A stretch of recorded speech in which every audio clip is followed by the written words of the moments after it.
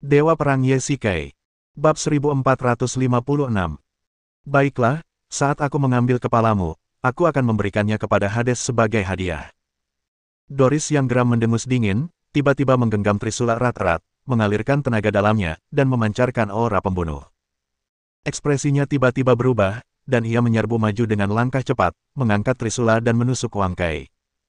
Gerakan ini ia kerahkan seluruh kekuatannya, dan ia bertekad untuk membunuh dengan satu tebasan. Bahkan para anggota kuil perang dan para penguasa daftar kegelapan yang bertarung di kedua belah pihak merasakan gelombang energi. Tuanku, minggirlah. Kratos mendorong Wang Kai dan mendorongnya ke dinding. Desis. Ketika Wang Kai membuka matanya, trisula Doris telah menusuk tubuh Kratos, menembus seluruh dadanya, dan ujung trisula keluar dari punggungnya. Sepertinya semut-semut di sekitar Ares masih sangat setia. Doris mengerutkan kening. Tak disangka, Kratos justru menangkis serangan mematikan Wang Kai ini di saat-saat terakhir. Darah mengalir dari mulutnya, membasahi pakaiannya, dan mengalir ke trisula. Tuanku, cepat, pergi ke Yanjing. Temukan Tuan Bulan. Kratos terluka parah dan tahu bahwa ia ditakdirkan untuk mati, tetapi di saat-saat terakhir, ia masih ingin menunda Wang Kai untuk sementara waktu. Ia mengulurkan tangannya dan menggenggam erat trisula di dadanya. Doris mengayunkan trisula, tetapi tangan Kratos memegangnya erat-erat dan tidak bisa menariknya keluar. Melebih-lebihkan kemampuanmu sendiri, aku akan membiarkannya pergi ke neraka untuk menemanimu nanti. Doris mengerahkan seluruh kekuatannya dan akhirnya melemparkan Kratos keluar dengan kuat, dan tubuhnya membentur dinding dengan keras. Doris, bunuh Ares cepat, untuk menghindari lebih banyak masalah, teriak Aphrodite keras. Wang Kai terluka parah, dan Kratos, yang merupakan tangan kanannya, juga terbunuh. Ini adalah waktu yang tepat untuk menghabisinya. Ia tidak ingin memberi Wang Kai kesempatan. Saudaraku. Air mata kesedihan mengalir dari mata Wang Kai. Ia berdiri dari tanah dengan rasa sakit yang hebat, mengepalkan tinjunya. Ketika Wang Kai pertama kali datang ke dunia bawah tanah, Kratos mengikutinya dan membawa sekelompok saudaranya untuk menaklukkan dunia sedikit demi sedikit. Sekarang saudaranya terbunuh, bagaimana ia bisa menahan napas ini? Menyaksikan pembantaian Doris, Wang Kai ingin sekali bergegas dan membunuhnya dengan tangannya sendiri. Begitu ia berpikir untuk memegang tombak itu erat-erat, Wang Kai merasa lemas dan jatuh ke tanah.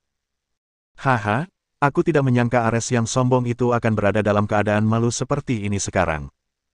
Doris, seperti seorang pemburu, dengan sabar, menyaksikan mangsanya berjuang mati-matian. Setelah pertempuran sengit, kekuatan batin Wang Kai telah terkuras habis, dan ia berada di ujung kekuatannya. Anggota kuil perang juga terluka dalam 9 dari 10 kasus, dengan korban yang besar. Menghadapi para penguasa daftar kegelapan, perlawanan mereka tampak sangat berat, dan mereka hanya bisa terus mundur. Tuan, ayo cepat pergi. Ketiga sisi kuil telah hilang. Kami akan membawa Anda dari belakang. Beberapa orang kepercayaan bergegas menghampiri Wang Kai dan ingin membawanya pergi. Lepaskan aku. Hari ini, aku dan saudara-saudaraku akan mati di sini, atau kami akan membunuh wanita itu dan membiarkannya tinggal di sini. Wang Kai menggoyangkan tangannya dengan kuat. Ia tak rela menghadapi hasil ini. Tuan, selama pegunungan hijau masih ada, kita tidak perlu takut kehabisan kayu bakar. Ayo kita ke Yanjing dulu dan kembali lagi nanti. Beberapa orang kepercayaan Wang Kai mempertaruhkan nyawa mereka untuk membawanya pergi. Runtuhnya kuil perang sudah pasti, dan tugas mereka adalah melindungi keselamatan Wang Kai. Kalian masih ingin pergi? Tak seorang pun dari kalian boleh pergi hari ini. Mata Doris berkilat penuh niat membunuh, dan ia segera bergegas. Cepat bawa orang-orang dewasa itu pergi, aku akan menghentikannya. Dinasti Qin. Tuanku, apakah kita benar-benar harus membagi pasukan kita? Tanya Mancang. Yah, ini juga keputusan yang tidak berdaya. Kita tidak tahu lokasi para pemberontak, dan mereka telah lama bersembunyi di pegunungan. Mereka sangat mengenal tempat ini, dan mereka telah membangun begitu banyak benteng. Jika kita bertaruh pada satu tempat, kemungkinan besar kita akan pulang dengan tangan kosong. Seiring waktu, usaha kita akan sia-sia. Ye-Shikai menjelaskan bahwa 3.000 orang itu dibagi menjadi 8 tim dan berangkat pada saat yang bersamaan. Para komandan semuanya adalah 500 orang yang dipilih oleh Ye-Shikai sendiri. Tuanku, kita sudah siap. Haruskah kita berangkat sekarang? Tanya Sue-san. Ayo pergi, hati-hati. Boom. Tiba-tiba, guntur terdengar di langit, awan gelap berkumpul, dan langit menjadi gelap. Ini sepertinya pertanda hujan lebat. Sangguan, apakah sekarang musim hujan? Yesike mengangkat kepalanya dan mengerutkan kening. Hujan turun deras sebelum pergi. Ini bukan waktu yang baik untuk berperang. Orang-orang kuno umumnya percaya pada tanda-tanda seperti itu. Misalnya, jika ada burung gagak yang terbang di atas kepala sebelum pergi, umumnya itu pertanda nasib buruk. Saat ini, Anda perlu memberi perhatian khusus. Bagaimana mungkin? Di musim ini, bahkan jika hujan, itu adalah gerimis terus-menerus. Sangat jarang terjadi hujan badai seperti ini yang datang dalam sekejap, jawab Sangguan Jian. Kalau begitu keberuntungan kita benar-benar baik, gumam Yesike. Tuan Ye, hujan badai datang tiba-tiba. Di hutan pegunungan yang lebat ini, medannya kompleks dan vegetasinya lebat. Begitu hujan deras, langit menjadi gelap dan jalan pun sulit terlihat. Apalagi kita baru saja tiba dan membagi pasukan kita ke banyak rute. Jika kita berangkat sesuai rencana, aku khawatir akan terjadi kecelakaan. Sangguan Jian khawatir. Waktu dan tempat yang tepat telah menjadi kunci untuk memengaruhi situasi perang sejak zaman dahulu. Yesike juga merasa gelisah. Memang, hujan badai ini datang terlalu tiba-tiba dari waktu ke waktu.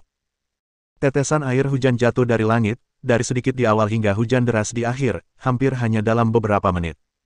Para prajurit bergegas berganti jas hujan. Meskipun mereka tidak dapat sepenuhnya menghalangi hujan badai, lebih baik memilikinya daripada tidak. Ye tua, aku sarankan untuk menunda waktu keberangkatan, setidaknya. Kita harus menunggu sampai hujan badai reda dan lumpur mengering sebelum kita berangkat. Ini, Yesike cukup ragu. Tinggal di hutan belantara ini, setiap hari ia menunda, ia merasa semakin khawatir.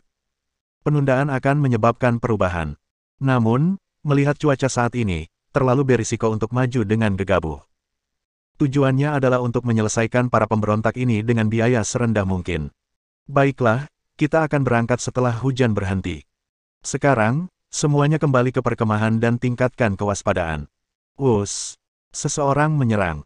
Begitu suara itu berakhir, seorang sersan jatuh ke tanah, sebuah anak panah menembus kepalanya, dan ia tewas di tempat. Semua orang terkejut dan segera mengangkat perisai mereka untuk membentuk formasi tempur. Para pemberontaklah yang menembakkan anak panah dingin dalam kegelapan. Tuan, hati-hati. Mancang memegang perisai di satu tangan dan pedang di tangan lainnya, menghalangi Yesike. Langit mendung, pasir dan batu beterbangan di mana-mana, bahkan benda-benda dalam jarak 20 meter tidak terlihat jelas, apalagi para pemberontak yang bersembunyi di kegelapan dan melepaskan anak panah. Para prajurit sangat panik, khawatir anak panah lain akan ditembakkan dari sekeliling dan menembus kepala mereka.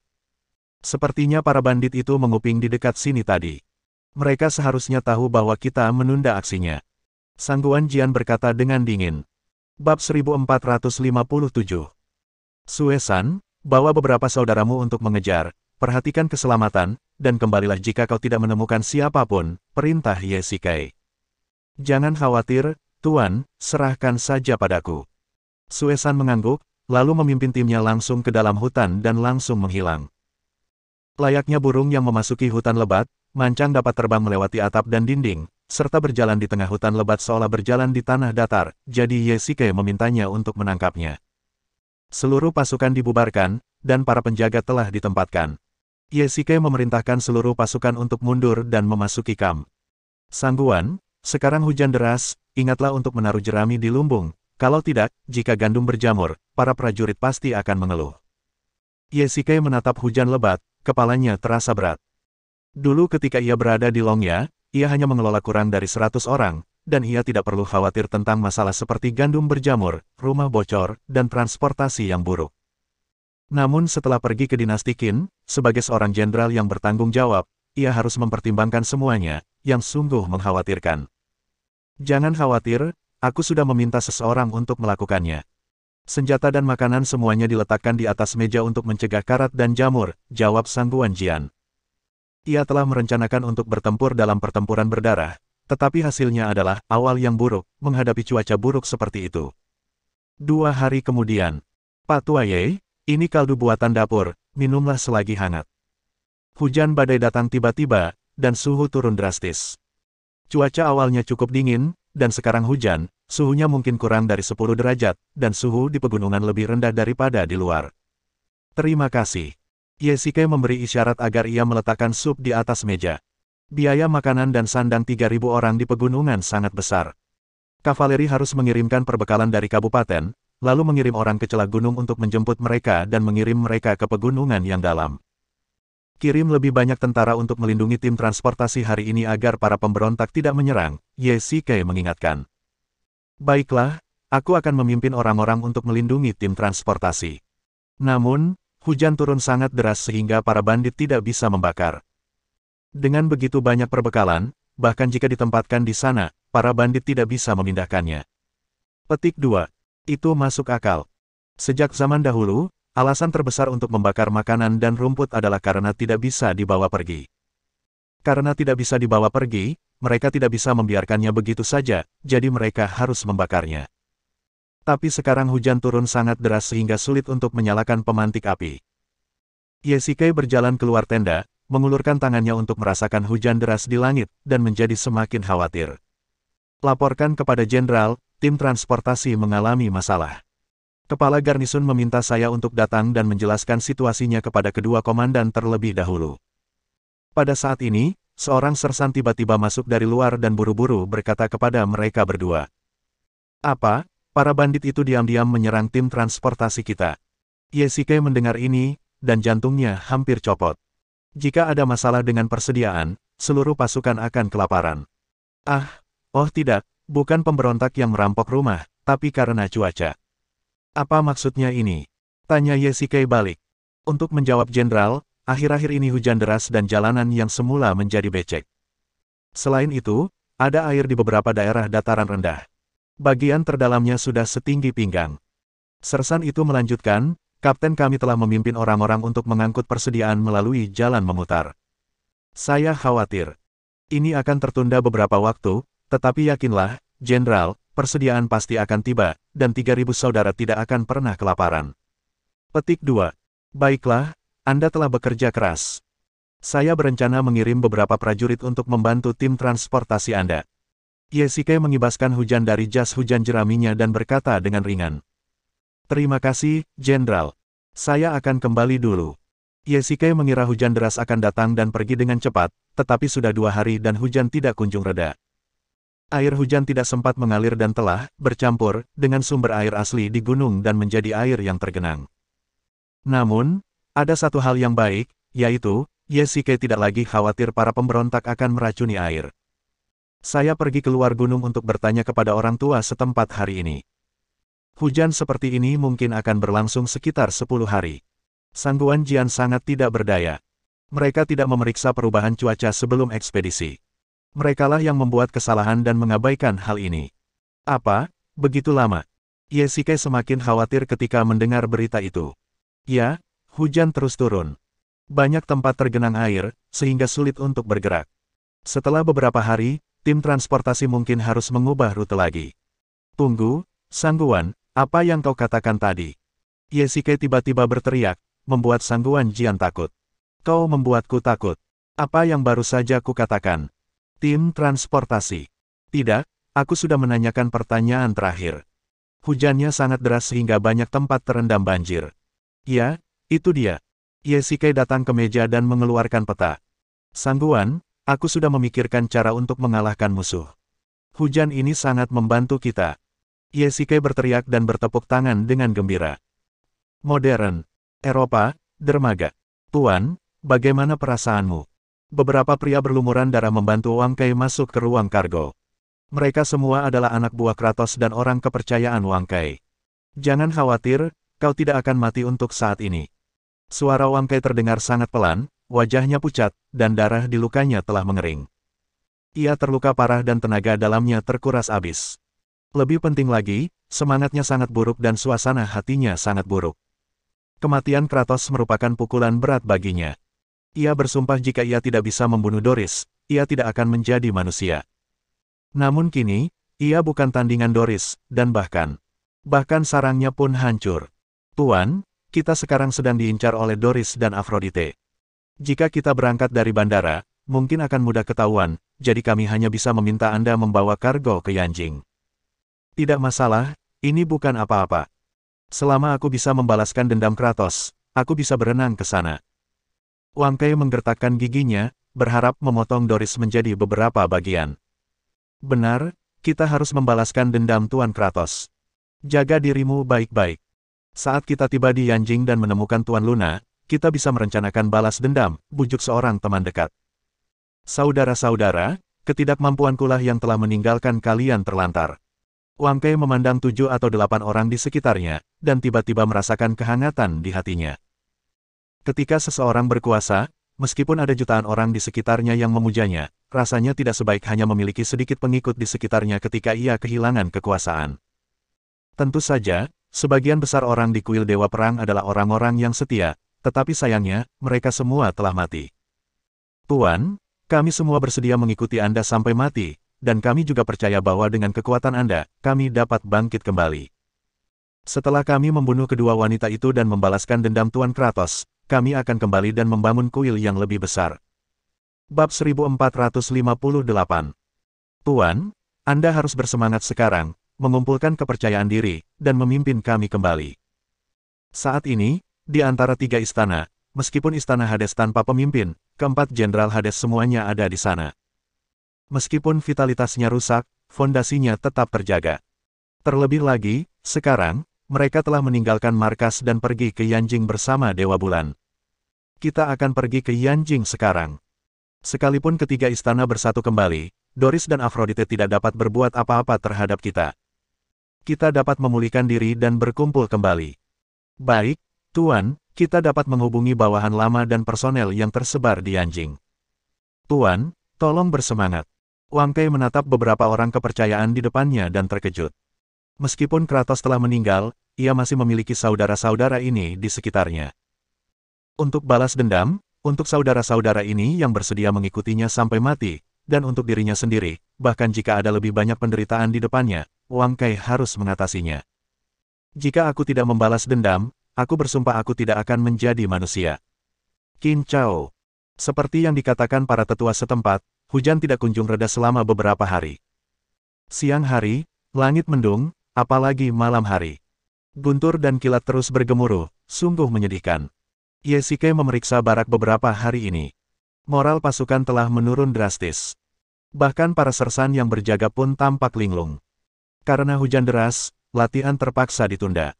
Terus terang, para sersan ini berdesakan di tenda setiap hari dan hampir berjamur. Ada juga gelombang utusan dari Kabupaten Puyang. Menghadapi cuaca ekstrim, ini tidak mendukung perjalanan. Yesuke memimpin pasukan ke pegunungan, dan tidak ada pergerakan. Ia tentu saja khawatir dan mengirim banyak orang untuk menanyakan situasi terkini, lalu terbang kembali ke kabupaten untuk melapor. Apa maksud Ma Junwei? Jelas dia tidak percaya pada kita. Jika dia khawatir dengan kekalahan kita, dia tidak perlu mendesakku. Aku akan pergi sendiri. Gelombang demi gelombang utusan membuat Sang Guanjian, yang selalu memiliki temperamen yang baik, merasa kesal. Yang terpenting adalah perasaan dicurigai. Sangat sulit untuk mengungkapkan rasa sakitnya. Wajar baginya untuk marah. Jangan mengeluh. Tetaplah sama dalam menghadapi perubahan. Duduklah dan lihatlah intelijen. Yesuke tenang dan tidak tergesa-gesa. Ketika menghadapi prajurit yang dikirim oleh Ma Yao, dia menjawab dengan jujur, tetapi jawabannya pada dasarnya sama setiap saat, karena benar-benar tidak ada pergerakan dalam pasukan. Tidak, Ye Tua, apakah kamu tidak marah? Di Kabupaten Hanoi, siapa yang berani meragukan kita seperti ini? Akibatnya, kita sekarang menderita di tempat ini. Aku benar-benar tidak mau menerimanya. Sang Guanjian duduk di kursinya, mengumpat dan menendang baskom di depannya. Brengsek, aku harus dipindahkan kembali setelah menghancurkan pasukan bandit ini. Sang Guanjian menatap Yesuke dan cukup bingung melihat Yesuke tidak terburu-buru. Pak Tuaye, terakhir kali kau bilang hujan deras ini bisa sangat membantu kita. Apa artinya? Tanya Sang Guanjian. Karena kau bertanya, aku akan memberitahumu. Yesuke mengambil peta dari meja dan meletakkannya di depan Sang Guanjian. Kenapa kau menunjukkan ini padaku? Tanya Sang Guanjian penasaran. Peta ini adalah peta topografi pegunungan yang digambar oleh Sue San dan anak buahnya. Peta ini juga menandai beberapa benteng dan kamp pemberontak. Namun, perbedaannya adalah pada peta di depannya, beberapa area dicat dengan pewarna biru. Apa artinya ini? Terakhir kali, Tim transportasi melaporkan bahwa beberapa jalan untuk mengangkut makanan penuh dengan air dan tidak dapat digunakan lagi. Jadi saya pikir karena jalan-jalan itu dataran rendah, begitu hujan deras terus-menerus turun, jalan-jalan itu pasti akan banjir dan berlumpur, sehingga sulit untuk bergerak maju. Namun, justru karena inilah saya terinspirasi. Yesike menunjuk ke peta dan berkata, banyak benteng pemberontak juga berada di daerah dataran rendah. Bayangkan seperti apa jadinya setelah hujan deras seperti itu. Maka benteng-benteng ini akan banjir, bahkan sedalam setengah meter. Dengan cara ini, benteng-benteng itu tidak akan ditempatkan lagi. Sangguan Jian tiba-tiba menyadari. Benar. Yesike menepuk bahunya dan berkata, kami tidak yakin di mana para pemberontak sebelumnya, tetapi sekarang hujan deras telah membantu kami menghilangkan beberapa pilihan. Para pemberontak tidak pernah berpikir bahwa mereka mengira hujan deras dapat menghentikan serangan pasukan Qin, tetapi mereka tidak berharap untuk secara tidak langsung mengungkap posisi mereka. Untuk memudahkan pelarian mereka, para pemberontak biasanya membangun markas mereka di daerah dataran rendah, yang merupakan kelemahan fatal mereka. Yesike berkata dengan tegas, melalui analisis beberapa hari terakhir, saya telah menyingkirkan 5 atau 6 markas tempat para pemberontak mungkin ditempatkan. Sekarang, hanya ada 2 ini. Yesike menandai 2 lingkaran di peta. Kedua markas ini terletak di tengah gunung. Air mengalir ke tempat yang lebih rendah, jadi tidak akan ada penumpukan air. 2 akan mudah. Kita memiliki 3.000 pasukan, dibagi menjadi 2 kelompok, dan mereka pasti akan dikalahkan. Sangguan Jian berkata dengan bersemangat. Baiklah, benar. Saya telah meminta Suesan untuk pergi melakukan pengintaian akhir-akhir ini. Semuanya sesuai dengan harapan saya. Yesike mengangguk dan berkata, jadi kapan kita akan mengambil tindakan? Semakin cepat kita memusnahkan mereka, semakin cepat kita bisa meninggalkan tempat yang hancur ini. Sangguan Jian tidak bisa menunggu lebih lama lagi, tetapi Yesike melambaikan tangannya, memberi isyarat kepadanya untuk tidak bersemangat. Bukankah para tetua setempat mengatakan bahwa hujan akan terus turun selama sekitar 5 hari? Sekarang bukan waktu yang tepat. Jika Yesike ingin menangkap para pemberontak sekaligus, ia harus menunggu waktu yang tepat. Kali ini ia tidak hanya harus memotong rumput, tetapi juga membasmi akar-akarnya. Apa? Bukankah itu berarti aku harus mendengarkan omelan para utusan itu? Aku sudah muak. Sangguan Jian hampir berteriak setelah mendengar ini. Bersabarlah sebentar. Aku yakin Ma Yao sangat ingin kita menang dengan cepat. Yesike menghiburnya. Tidak mungkin, orang tua itu pasti menertawakan kita. Ia mengirim utusan untuk mendesak kita. Yang terpenting adalah mencari tahu situasi kita saat ini. Bayangkan saja, jika kita kalah perang, itu tidak lebih dari dipindahkan kembali ke Kabupaten Hanoi, tanpa kerugian apapun, tetapi di masa depan, Ma Yao tidak akan menjadikan kita sebagai pelopornya. Apa yang bisa ia gunakan untuk melawan para pemberontak? Jika terus seperti ini, posisinya sebagai letnan daerah akan hilang cepat atau lambat. Yesike menjelaskan. Benar. Akhir-akhir ini, semakin banyak makanan dan senjata yang dikirim dari belakang, dan juga banyak jas hujan. Jika mereka benar-benar ingin kita gagal, mereka tidak akan terlalu merepotkan. Sangguan Jian mengangguk dan bertanya, lalu kapan kita akan mengirim pasukan? Kabupaten telah mengirim jenderal ke pegunungan beberapa kali sebelumnya, tetapi para jenderal terus berganti, dan momentum para pemberontak semakin kuat. Kurasa kali ini, mereka pasti akan berpikir bahwa jenderal yang mereka kirim adalah pemabuk. Semakin sombong mereka, semakin banyak kekurangan yang akan mereka ungkapkan. Bab 1459. Benar sekali. Para jenderal sebelumnya semuanya tidak berguna. Ketika mereka benar-benar bertempur, mereka hanya tidak melakukan apa-apa. Para pemberontak pasti berpikir bahwa para jenderal yang memimpin pasukan tidak benar-benar mampu. Ini adalah cara yang tepat untuk melumpuhkan pihak lain. Sangguan Jian sangat setuju. Seperti kata pepatah, seorang prajurit adalah jenderal yang buruk, begitu pula para jenderal. Dia benar-benar mengerti bahwa jika Ma Yao seperti ini, bagaimana mungkin para jenderal di bawahnya mampu. Aku telah membuat rencana baru. Kita pasti akan berhasil kali ini. Yesike tersenyum bangga. Lalu, Pak Tua Ye, apa rencanamu? Cepat beritahu aku. Sangguan Jian ingin segera meninggalkan tempat yang berjamur ini, jadi dia segera bertanya. Tentu saja, kita akan menarik pasukan kita dalam 3 hari. Ah, apa? Tarik pasukan, apakah aku mendengarnya dengan benar? Sangguan Jian hampir meragukan telinganya, dan mulutnya sangat terkejut hingga dia tidak bisa menutupnya. Tentu saja aku tidak salah dengar. Tarik pasukan, tarik semuanya, jangan tinggalkan senjata, makanan ternak, atau sebutir beras pun. Kenapa begitu? Tentu saja untuk bersembunyi dari mata-mata pemberontak. Ye Shikai menjelaskan. Tidak, apa maksudnya ini? Sangguan, pernahkah kau mendengar cerita tentang memperbaiki jalan papan di tempat terbuka dan menyeberangi cencang secara rahasia? Tidak. Sangguan Jian menyentuh kepalanya, dan Ye Shikai mendesah. Memang, saat itu masih dinasti Qin, dan kiasan ini belum ada. Ia harus menunggu hingga periode pertikaian Chu Han untuk mengetahuinya. Artinya, kita harus menyembunyikan tujuan kita yang sebenarnya, menggunakan tindakan untuk membingungkan lawan, dan mencapai efek kemenangan secara mengejutkan. Ye Shikai menunjuk ke peta. Dalam proses menuju kedua benteng pemberontak, ada jalan pegunungan di sepanjang jalan. Meskipun jalannya tidak sempit, jalan itu mudah dipertahankan dan sulit diserang. Para pemberontak pasti telah membuat persiapan pertahanan yang cukup.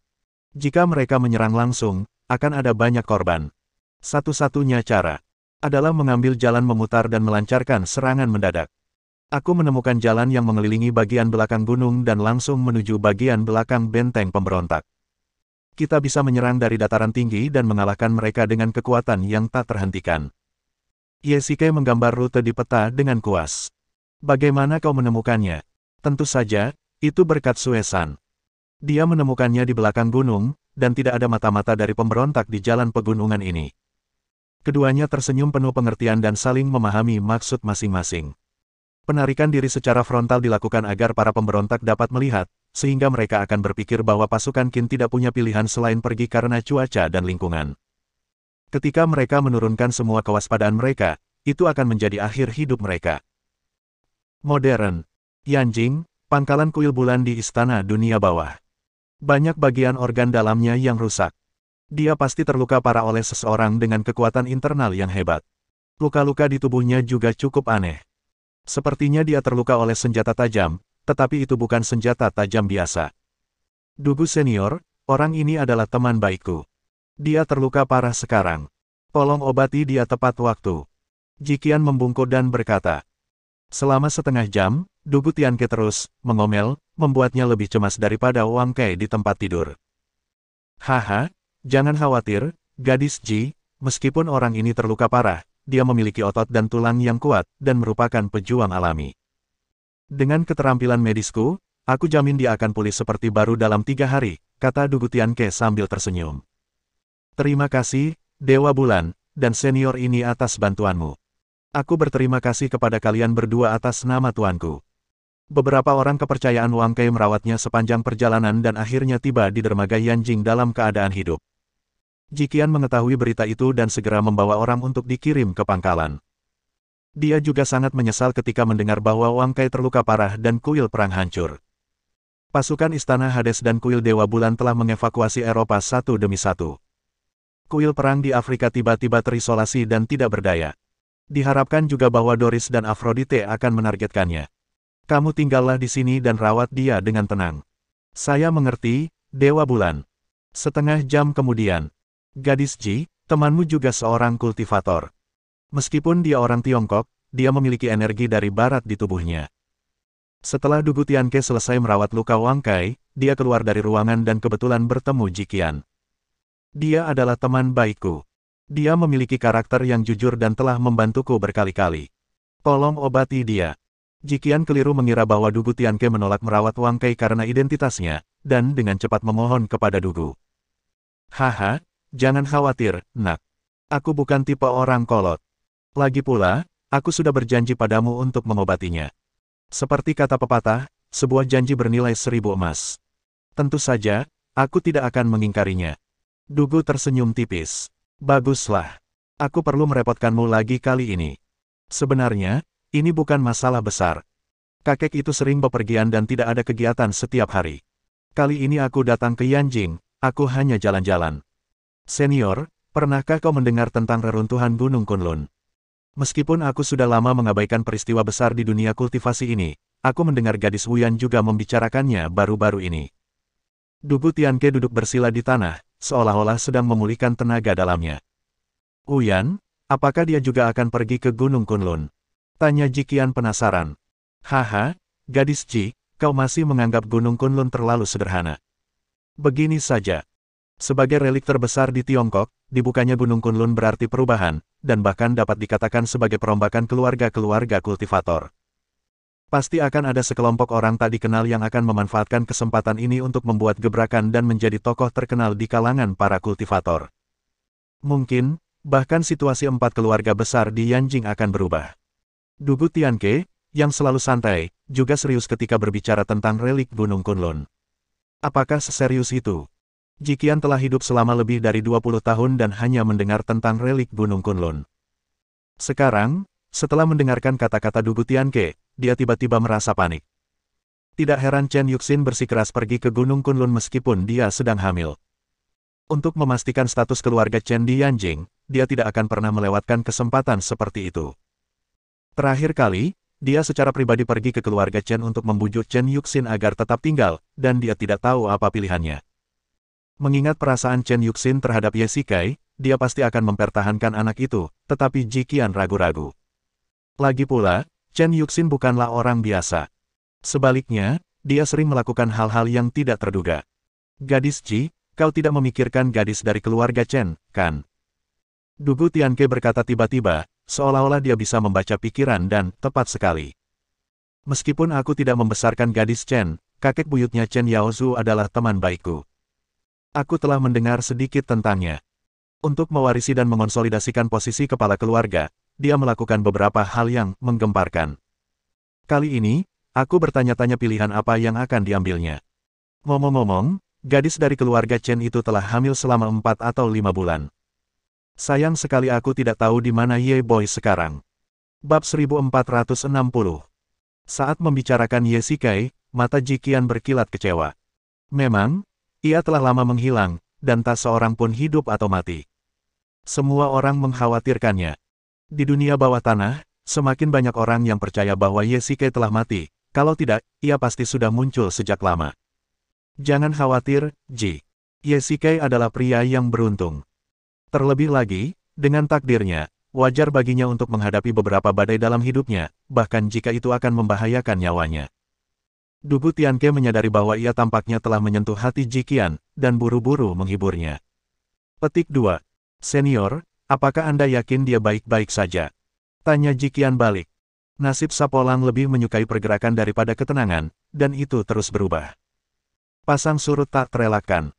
Meskipun ada beberapa bencana yang dapat digambarkan sebagai pelarian sempit dari kematian, menghadapi hidup dan mati, aku yakin dia akan baik-baik saja.